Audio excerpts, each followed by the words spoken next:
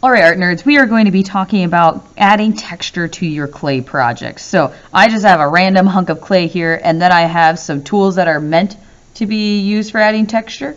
And then we have some other just random stuff that I found, okay? Because you can create a lot of cool textures with just random things, which is awesome. So I have some of these tools which are rolling on textures. So if I actually take this and roll it on a section of my clay, it creates that kind of bumpy texture. So the inverse of what you see on here. So wherever it's cut in is where it'll stick out on your actual project. So I have a bunch of different kinds, and that you're free to check out all those different things.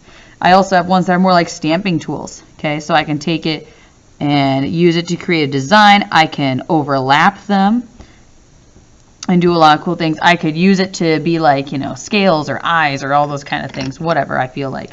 Okay, then you have things that are more tubular, okay? So I can use this to create a nice texture here, so the opposite of what I have here. I could use the pointy end to poke. I could also use the pointy end to carve, so creating some incised texture. This might create some sort of like rough kind of fur kind of texture, which would be kind of interesting. Okay, got some bigger dowels, okay, or they can be used the long way. Okay, who said you had to poke it? Okay, so just play with the clay, play with the clay. Then we also have random things. So like I really liked the design in this highlighter. That's kind of cool. I was like, that could be like a dope eye or something. I don't know.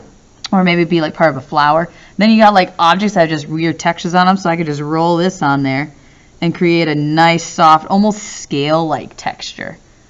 Or we got like this screw here. That could be something interesting too. Ooh, I do like that. Anyways, but adding texture is when you're just scraping it, pushing things into it, attaching things to it. That'll be in another video, but just playing around with it, trying to create something unique and different.